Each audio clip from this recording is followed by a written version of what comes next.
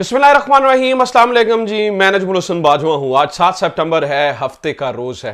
कुछ आम खबरें और खबरों में सबसे पहली और बड़ी खबर यह है कि पाकिस्तान तहरीक इंसाफ का कल एक शानदार जलसा होने जा रहा है और यह जलसा यकीनी तौर पर एक कामयाब तरीन जलसा होगा क्योंकि इमरान खान ने ट्रेंड तब्दील कर दिया है और वो इस तरह से कि अब करोड़ों रुपए लगाने की जरूरत नहीं पड़ती है। लोग अपने पैसे खर्च करके आते हैं, कीमे वाले नान देने की जरूरत नहीं पड़ती है, बिरयानियां देने की जरूरत नहीं पड़ती है, ठंडी बोतलें देने की जरूरत नहीं पड़ती है, करोड़ों रुपए लगा के ट्रांसपोर्ट का खर्चा उठाने की जरूरत नहीं पड़ती है। लोग बजाते खुद चल के आते हैं। जहां खतरा महसूस हो कि कंटेनर्स के नीचे से गुजर के जाना पड़ेगा, लाठियां खानी पड़ेंगी, लोग इस कदर तैयार हो चुके हैं कि वो बाहर निकलें और ये साबित कर दें कि पाकिस्तान के जो लोगों की सोच है वो बदल चुकी है, यानी वो रवायती सियासत खत्म हो चुकी है। अब जब ये कल इतना कामयाब जलसा होने जा रहा है और मुझे लगता है कि ये पाकिस्तान की तारीख का सबसे अहम तरीन जलसा होगा कि जहां मेन लीडर जो है वो जेल के अंदर बैठा है और उसकी गैर मौजूदगी में जलसा हो रहा है। यानी यूं समझ लीजिए कि पाकिस्तान मुस्लिम लीग नून का जलसा नवाज शरीफ, शहबाज शरीफ, मरियम नवाज के बगैर हो और वो इतना बड़ा, मतलब वो ख्वाबों में ही सोच सकते हैं, ऐसा अमली तौर पर मुमकिन नहीं है।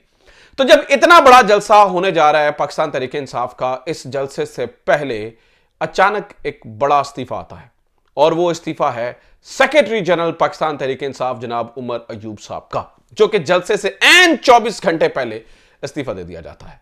ये क्या कहानी है? ये क्या हुआ? ये क्या कहानी पड़ी? ये एक्चुअली चल क्या रहा है? और अगर इस्तीफा देना ही था, ठीक है, 100 चीजें होती हैं, हो सकता है इमरान खान ने कहा, हो सकता है इख्तलाफात हो सकता है 100 कहानियां होती हैं, लेकिन ये जलसे से एक दिन पहले इस्तीफे की समझ नहीं आती है। तो ऐसा क्यों हुआ, किस तरह से हुआ? अब ये नाज़रीन किराम, मैं आपको बता दूं कि ये बड़ी दिलचस्प स्टोरी है। मैंने पहले बहुत सारी चीजें मेरे पास आई और मैंने उनको कंट्रोल करके रखा है, मैंने नहीं बताई आपके सामने कि असल में पार्टी के अंदर क्या चल रहा है। आज मैं कुछ इनसाइड इंफॉर्मेशन जो अंदर खाते चल रहा था, जो चीजें हो रही थी, वो सारी की सारी खोल के आपके सामने रखना चाहता हूं ताकि आपको पता होना चाहिए। ठीक है, मैंने पाकिस्तान तहरीक इंसाफ की अंदरूनी खबरें, तहरीक इंसाफ के कुछ लोगों की दरखास्त के ऊपर कि यार अभी नहीं, प्लीज थोड़ा टाइम निकाल लीजिए, मैंने उनको रोका इसलिए ताकि चलें ठीक है, कोई मसला नहीं है, इनको थोड़ा टाइम निकाल लेने दें, हो सकता है चीज़ें बेहतर हो जाएं। तो चलें, मैं राइट टाइम के ऊपर आवाम को बताना रोक सकता नहीं, छुपा सकता नहीं, सच बताऊंगा। लेकिन आ चुके अब सूरत हाल इस तरफ आ गई है, तो मुझे लगता है कि जो चीज़ें थी वो मुझे आपके सामने, जो मेरे तक थी, मैं ये तो नहीं कहता कि ये 100% यही वजूहात हैं इनके इस्तीफे की और ये वो, लेकिन ये उन बहुत सारी वजूहात में से चंद अहम वजूहात हैं जो मैं आपके सामने रखने जा रहा हूं। और मैं आपको ये भी बता दूं कि ये इमरान खान के पास बहुत बड़ा मौका है इससे फायदा उठाने वाला। अब पूरी गेम क्या है उसके बाद वो समझ लीजिए, उसके बाद हम सरदार एजाज इसाक खान वाली खबर और इस्लामाबाद हाईकोर्ट वाली खबर मैं आपके सामने रखूंगा। नाज़रीन किराम, आप सबको मालूम है कि 2 ग्रुप हैं, 2 नहीं और कुछ लोग 3 ग्रुप कहते हैं। अलीमा खान ग्रुप, इसके अलावा ये उमर अयूब साहब, शिबली फराज ग्रुप, असद कैसर वगैरह, ये ग्रुप बताया जाता है, जिनमें बताया जाता है कि 2 ग्रुप जो है वो बहुत तगड़े हैं पाकिस्तान तहरीक इंसाफ के अंदर। अब पिछले कुछ अरसे से देखा होगा कि ये उमर अयूब साहब का ये ना तो ये पहला इस्तीफा है और ना ये लोगों में से पहला इस्तीफा है। उमर अयूब साहब के भी ये दूसरा तीसरा इस्तीफा है और इससे पहले भी तहरीक इंसाफ के अंदर कुछ इस्तीफे आए हैं जो कि वापस हो गए और कुछ नहीं हुए।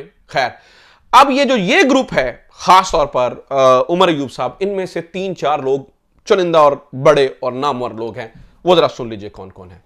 उमर अयूब साहब, हमाद अजहर साहब, नीचे हाफिज फरद साहब और उन्हें शिबली फराज साहब को भी किसी तरह से, शिबली फराज साहब इधर उधर हो जाते हैं लेकिन शिबली फराज साहब को भी इसमें तस्वुर किया जाता है। और जो इंतजार पंजोथा साहब भी इसी ग्रुप में तस्वुर होते हैं। ठीक है, अब जनाबे वाला इमरान खान साहब पिछले कुछ अरसे से इनसे कुछ चीजें मांग रहे थे। मैं आपके सामने वो सारी सूरत हाल रखना चाहता हूं कि पिछले कुछ अरसे से चल क्या रहा था। इमरान खान साहब कुछ चीजों से नाखुश थे और वो ये कहते थे ये क्या कर रहे हैं आप लोग, लेकिन ये क्या कहते थे, एक इस्तीफा देता था तो दूसरा जाके उसको वापस करवा देता था और ये पूरी एक ग्रुपिंग करके जाते थे और जाके चीजों को रिवर्स करवा देते थे। ठीक है, जैसे मैं मिसाल देता हूं कि इमरान खान साहब कुछ चीजें इन्हें कह रहे थे कि यार ये तब्दील करो, ये इस तरह से नहीं होगी, ये इस तरह से नहीं होगी। मिसाल देता हूं, इमरान खान एक लिस्ट मांग रहे थे और वो लिस्ट कौन सी थी? वो लिस्ट थी जो जिन लोगों को पंजाब के अंदर आप लोगों ने टिकट दिए, ठीक है, उनको रिकमेंड करने वाले कौन कौन से लोग हैं। मिसाल है किसी एक फला एमपीओ को आपने टिकट दिया है तो उसको रिकमेंड करने वाला कौन लोग हैं। इमरान खान वो लिस्ट अपने पास रखना चाहते थे, एनालाइज करना चाहते थे ताकि लोगों को अकाउंटेबल किया जा सके। अब ये लिस्ट इमरान खान को मांगते हुए लंबा अरसा हो गया था जो कि उन्हें नहीं दी जा रही थी। फिर इमरान खान ने कहा एक और बात इमरान खान ने की थी, वो ये थी कि पंजाब को जोन्स को तब्दील किया जाए, यानी कि ऑटोनोमस किया जाए। ये जो मरकजी सदर वाली कहानी है इसको हमेशा के लिए खत्म किया जाए। उसके अंदर इतनी रेजिस्टेंस की गई और एंड पर नाम के ऑटोनोमस किए, फिर भी मरकजी सदर वाली कहानी खत्म नहीं हुई है। और वो उसी तरह से थी, हालांकि हमाद अजहर साहब एक्टिंग सदर थे उसके। ये मैं आज तहरीक इंसाफ की बातें इसलिए बता रहा हूं क्योंकि खान साहब के पास मौका है इन सारी चीजों से जान छुड़ाने का। ठीक है, फिर जनाबे वाला जो लाहौर के सदर तब्दील करने की बात थी, तो असगर गुजर साहब को इमरान खान ने तब्दील करने का बार बार कहा, उसके बावजूद नहीं तब्दील किया जा रहा था। अगेन इनके ऊपर सर के ऊपर हाथ था उमर अयूब साहब का, हमाद अजहर साहब का, और वो नहीं करना। हमाद अजहर साहब के बड़े करीबी समझे जाते थे असगर गुजर साहब। मैं ये नहीं कहता हूं कोई बुरा था, मैं ये नहीं कहता हूं कोई एजेंट है, मैं ये नहीं कहता। देखिए हर पार्टी में होता है, लेकिन इस पार्टी के अंदर जो खान कह रहा था और जो नहीं हो रहा था वो बताना बहसियत साफी मेरा फर्ज है। ठीक है, तो वो तब्दील नहीं, फिर आपको पता है कि वो तब्दील हुए। उसके ऊपर हमाद साहब ने पहला इस्तीफा दिया। अब ये देखें, उमर अयूब साहब इस्तीफा देते थे तो कोर कमेटी से लोग, वही लोग जो हम ख्याल लोग थे, वो कहते नहीं नहीं नहीं नहीं नहीं इस्तीफा वापस हो, और उमर अयूब साहब के इस्तीफे पहले वापस हुए। हमाद अजहर साहब ने 2 दफा इस्तीफे दिए और फिर वो वापस हुए। इसी तरह से एक और इस्तीफा था हाफिज फरद साहब का। हाफिज फरद साहब को पार्लिमानी लीडर बनाया गया, और वो जो पार्लिमानी लीडर बनाया गया नाज़रीन किराम, वो आपको मालूम ही है कि वो किस वजह से बनाया गया।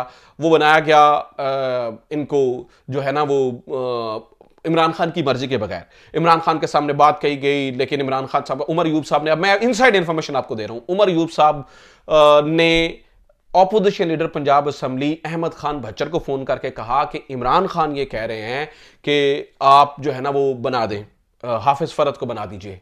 ठीक है, आप बना दीजिए, पार्लिमानी लीडर बना दीजिए। ठीक है, भच्चर साहब ने कहा ठीक है बना दें। उन्होंने कहा, उमर अयूब साहब ने कहा आप अपने सिग्नेचर्स के साथ अपने लेटर हेड पे बना दीजिए। भच्चर साहब ने जवाब दिया कि जनाब अगर देखें वो आपने करना है तो ठीक है, आप अपने नाम से करें, मैं अपने नाम से नहीं करूंगा। मैं इनसाइड इंफॉर्मेशन दे रहा हूं, inside news from the horse's mouth दे रहा हूं। ठीक है, जो हमें जराए ने बताया। तो भच्चर साहब के मना करने के बाद फिर सेक्रेटरी जनरल उमर अयूब साहब के वो लेटर हेड के ऊपर जो है ना उनको पार्लिमानी लीडर पंजाब जो है वो नामजद किया गया।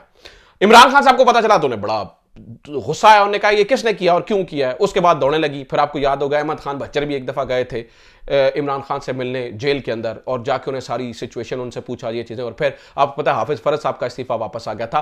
उमर अयूब साहब ने हाफिज फरद साहब का इस्तीफा भी जो है ना वो रुकवाने की कोशिश की। उन्होंने कहा कि इमरान खान को आखिरी बार मनाने की कोशिश की कि आप इन्हें रहने दिए, चले जो कुछ हुआ सो हुआ, बाद में देखें, लेकिन खान नहीं माना।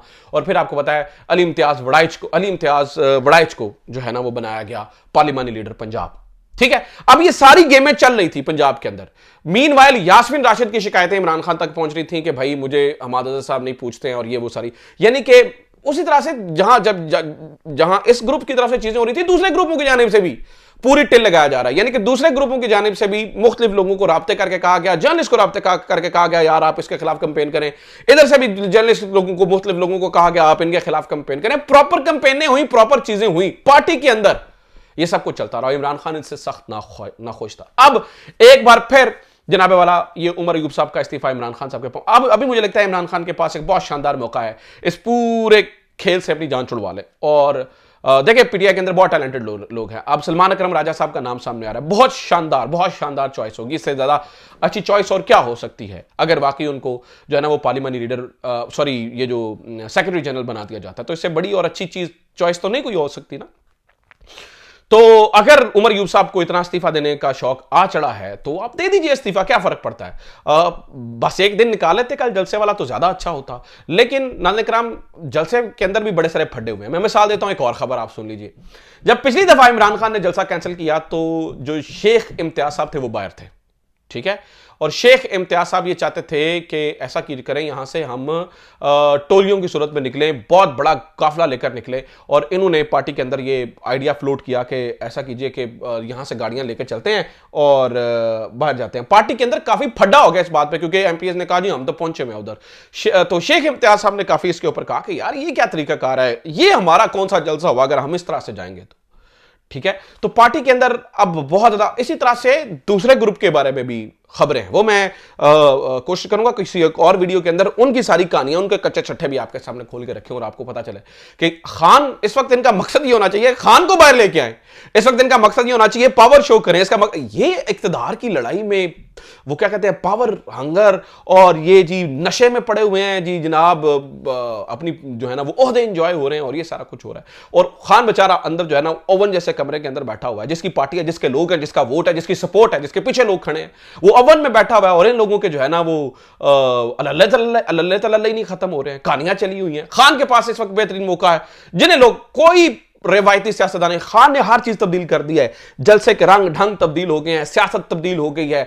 वो जो होते जैसे हम कहते थे जी ये कौन है जी, ये जनाब जीते हुए घोड़े हैं, ये जनाब क्या उनके लिए लफ्ज़ इस्तेमाल होता था, अब देखें ना वो लफ्ज़ मेरे से जहन से निकल गया है कि जनाब वो ये जी पक्के जनाब इन्होंने जीतना ही जीतना है, ये जीते जीती हुई सीटें हैं। तो उनको इमरान खान ने वो मौसमी परिंदों की तरह जनाब उनको ठुड्डा मार के बाहर निकाल दिया। वोट सिर्फ खान का है, इस वक्त नजरिए की बात है। तो इमरान खान के पास बेहतरीन शानदार मौका है कि इन पूरी चीज़ों से जान छुड़ा ली जाए और बहुत शानदार मौका है कि इसको सारे को जो है ना वो देखा जाए, एक्सेप्ट किया जाए। बहरहाल चीज़ें जो है ना वो इस तरह से जो है ना वो चलती हुई नजर आ रही हैं। अच्छा जनाब, अब जरा बात कर लेते हैं, मैं आपके सामने कुछ चीज़ें रख देता हूँ। जो सरदार एजाज इसहाक खान साहब हैं, उन्होंने एक बहुत शानदार फैसला जारी किया है। वो फैसला जनाब आज उस तहरीरी तौर पर जारी हो गया, वो ज़रा पढ़ने और सुनने से ताल्लुक़ रखता है। इस फैसले के अंदर सरदार एजाज इसहाक खान साहब को कल बताया गया कि ये सिनेमा है, जैसे जैसे फिल्में चला करती थी पहले, तो उन्होंने कहा था अभी भी इमरान खान के खिलाफ जो ट्रायल हो रहा है उसके बारे में इशारा करते हुए कहा था अभी भी अंदर फिल्म ही चल रही है। उन्होंने कहा, अब उन्होंने जो फैसला जारी किया, उन्होंने कहा जी 9 वकला को अंदर जाने की इजाज़त होगी, 9 वकला के साथ 3 एसोसिएट्स जा सकेंगे, यानी कि एक वक्त में मेरे ख्याल से 30 वकला के करीब ज्यादा इमरान खान के पास जाएंगे। उन्होंने कहा कि यह भी होगा, ऑर्डर में उन्होंने जारी किया है कि किसी भी कैदी की जो है ना वो खुफिया रिकॉर्डिंग नहीं होगी और इस सिलसिले में जो है वो जेलर से बयान हल्फी भी जो है ना वो लिया जा सकता है।